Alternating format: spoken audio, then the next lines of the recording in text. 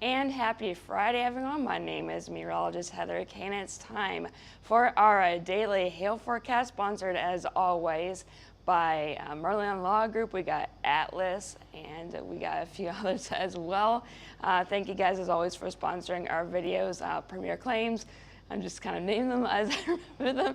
Everyone is linked in the description below, so make sure you go check out our sponsors. They are great for sponsoring all the videos that we do. So let's get right into our weather headlines. We do have a cold front pushing across the eastern part of the country today, and that could spark some storms, some hail, as well as some wind. So we'll talk about those locations in just a few moments.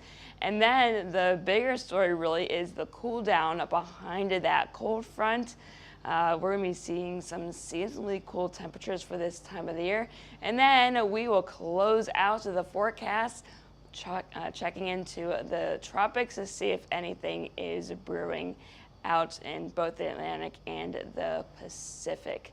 So let's get right into our current conditions. We do have that cold front once again pushing across the eastern part of the U.S. A low pressure system up in Canada spinning here, bringing us some showers across parts of the Great Lakes region as well as into parts of the northern plains.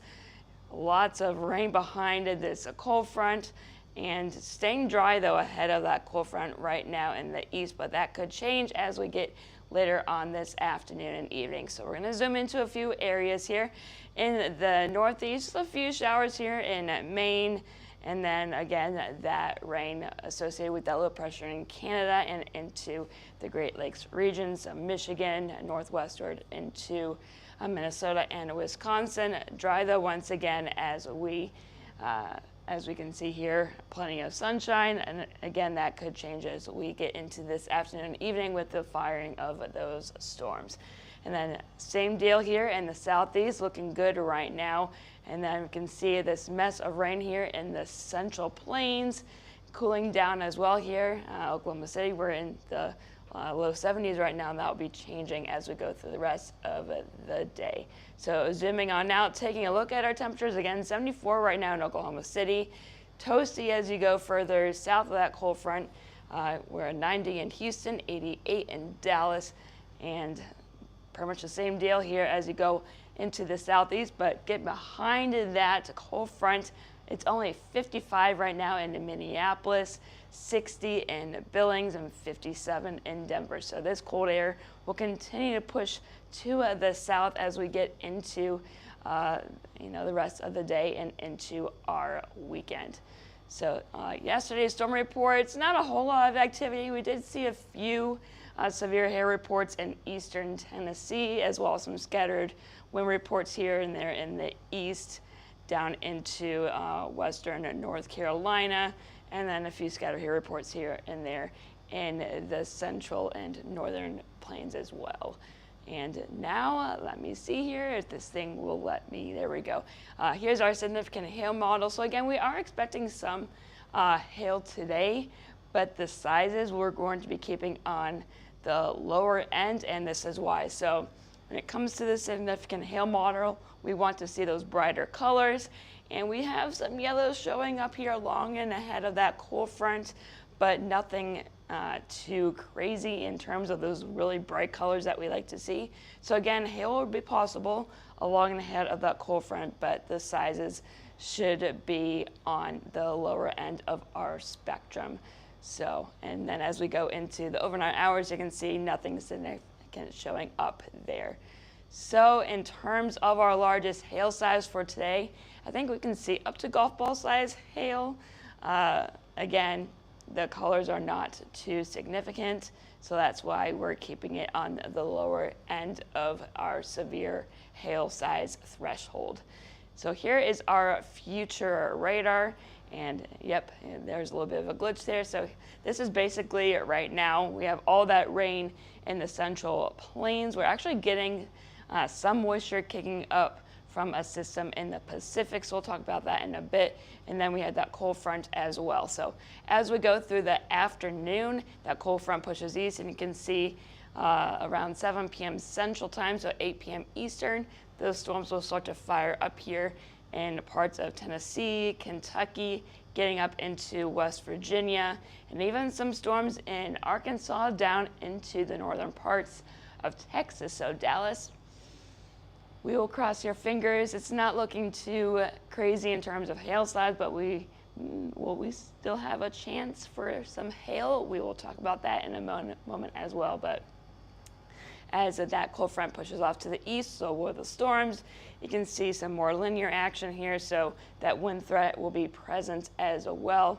And then more storms as we continue into the morning hours tomorrow morning across, basically, again, from Virginia all the way down to Tennessee, down to northern Louisiana. So here's our forecast for today. Again, the largest hail size that we have marked is up to golf ball size hail. Low end chance here for Nashville, up into Georgetown. I think the largest hail of that golf ball size will be here in central Tennessee, getting up into Kentucky. That's where the best instability is. A low end chance to still see up to $half size hail here in Little Rock, Memphis, all the way down to, yes, I am including Dallas. So there's a low end chance to see some severe hail in parts of northern Texas today, including the Dallas, Fort Worth area. So make sure you guys keep an eye there if you're in those regions to see that potentially severe hail. And then for wind today, basically some of the same areas from West Virginia all the way down into Tennessee, even parts of northern Georgia, Alabama, Mississippi, down into northern Louisiana, and then northern Texas. 60-mile-per-hour wind gusts are possible with the stronger storms. So let's take a look at our tornado risk. We do have one as well. It's a low-end tornado risk, but it's not zero, so we got to talk about it. So Charleston, once again, down into central Kentucky, all the way down to Nashville, there is a low-end chance to see a tornado or two today across this region. So yeah, again, all modes are possible for those severe storms today, along and ahead of that cold front. So here is our future radar for basically tomorrow. Kind of just take a quick look at that. That cold front will continue to push off to the east, and as it does so, we could see some more storms in the northeast and then some more rain in the southeast as well. So pushing along ahead here, just continuing through the day, some more shower and storm activity into parts of the Tennessee Valley, into the southeast, getting up into the northeast. You can also see that low pressure still in Canada spinning around here, and then some more shower and storm activity out west. That is not expected to be severe. Tomorrow, we will be focusing on the northeast as that cold front pushes off the coast. So zooming on into the northeast here, so this is stopping at 1 p.m. Central Time, so 2 p.m. Eastern Time. Tomorrow we can see those storms expected to fire again along and ahead of that cold front, and even some more storms here in eastern Tennessee, and then continuing through the rest of the day, 5 p.m. Eastern Time, more storms expected to fire along and ahead of that cold front, so areas such as Boston, New York City, just east of Philadelphia, so basically New Jersey all the way down into the Carolinas and Virginia. We'll be watching you guys carefully as we go into tomorrow afternoon. And then as we get into Sunday, that cold front will start to push off the coast. So here is our severe outlook over the next few days. So again, for today, parts of maybe as far north as, we'll watch Pittsburgh, but I think it should stay to the south of you guys, but we'll watch. So from there all the way down to, I said it, Dallas, we do have that chance for severe weather today. And then getting into tomorrow, as that cold front pushes off to the east, we have a marginal chance for severe weather from Maine all the way down to northern North Carolina.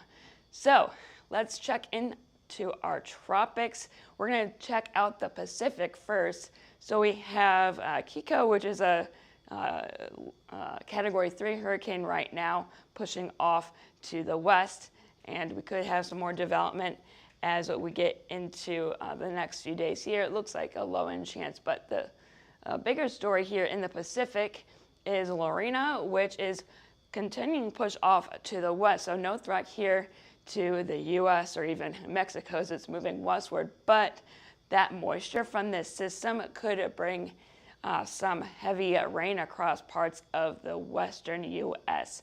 And yeah, you can just see a mess here in the Central Plains, and then we're going to be watching the west, especially with Lorena. So here is our flood outlook. So again, with Lorena, we could see some flooding issues here across the western part of the U.S. So Arizona, New Mexico, Utah, parts of Colorado, and all the way to parts of California. We do have that level 1 risk for some possible flash flooding. And then we even have an area here for the storms for today in parts of Tennessee and Kentucky into West Virginia for some flooding potential. And then a little bit for those pop-up storms down in Florida. And then as we get into tomorrow, again, this is all associated with Lorena out here.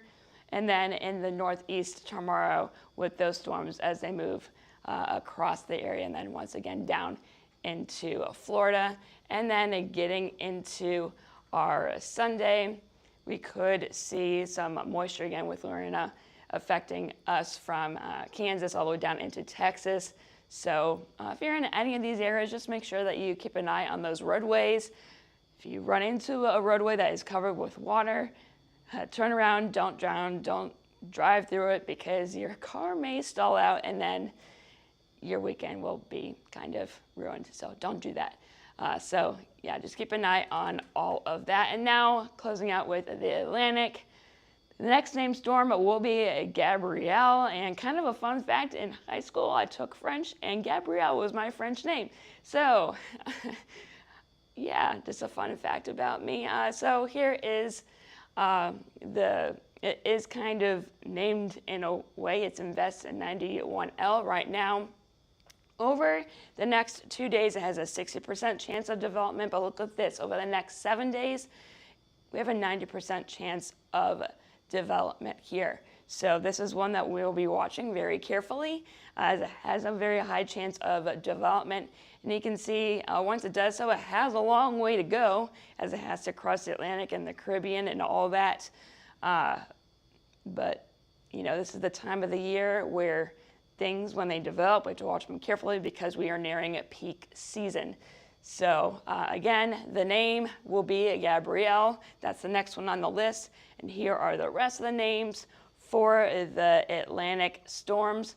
So we're only, 6 in, so it's not, bad, but we still have a long way to go for this season. So in terms of forecasts and the averages and all that here, if I can get that going, here we go. So last year we had 18, and that was a bit above average. We usually say about 14 named storms.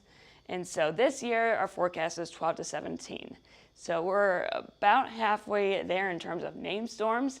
And again, we're about to hit peak season within the next week and a half or so. So we still have plenty of time here to catch up with the number of named storms. And here we go. I'm just going to show you where we're at in terms of our season. Here we go. Today is the 5th. So we are, about a week and a half out from that peak. And then we still have a few months to go. So even though we're about to hit peak season, does not mean that after that things are, expected to quiet down. We still have a few months to go, and the end of hurricane season is not until December 1st. So again, lots of time for those named storms to occur. And then we have this cool down again with that cold front, lots of cooler than normal air coming on down from our system up north. So Friday, so today, getting into tomorrow, much cooler than normal. And then as we get into the beginning of next week, you can see that cooler than normal air will start to push off to the east and will start to warm up once again. So here are temperatures as we get into this evening. 60s and 70s here right along the front, cooler as you go north, warmer as you head on to the south. And then as we get into our Saturday, pretty comfortable across most of the U.S. Only getting to about 74 tomorrow, more 70s as you go a bit further north, and only into the 50s as you go into Minneapolis tomorrow, and 60s here in the Great Lakes region. Staying warm in the south for our Saturday, and as we get into our Sunday, a little bit cooler here in the south, where we're see temperatures in the lower 80s, maybe lower 90s as far south as Houston, and staying cool up to our north. But then as we get into our Monday, here we go, starting to see that rebound of temperatures across the central part of the United States. And then Tuesday, same deal. So that cool down will last for today through this weekend, but getting into next week, those temperatures will be rebounding. So if you like those cooler temperatures, enjoy them while they can, because as we get into our extended outlook from the 10th to the 14th, warmer than average across much of us here in the United States. And in terms of our rain outlook, drier than normal across the eastern half, wetter than normal in the western half. So Portland, Billings into Denver, wetter than average for you guys as we go from the 10th into the 14th. And then in terms of our jet stream, just to see what the heck is going on, if there's anything major after these next few days. Here's that system bringing that cooler air down into parts of the U.S. as we get into today and into tomorrow, and then getting into our Sunday, kind of just sticking around there. So nothing too crazy there. Maybe a little system or two over the next few days. I forgot to extend that out. That is my bad. But yeah, if there's anything else that happens, today or for the weekend, make sure you stay tuned here to Hill Trace. We will keep you updated as always. So if you haven't already, make sure you follow us on Twitter or X, whatever the heck you want to call it, Facebook, Instagram, YouTube, and our TikTok page. Make sure you hit see first on our Facebook page so you don't miss any of our live videos. And if you have any questions or concerns, you can always call us at 855-334-4245. You can email us at info@hilltrace.com and check out our website at www.hilltrace.com. And I am meteorologist Heather Kay. I hope you all have a great rest of your Friday and a wonderful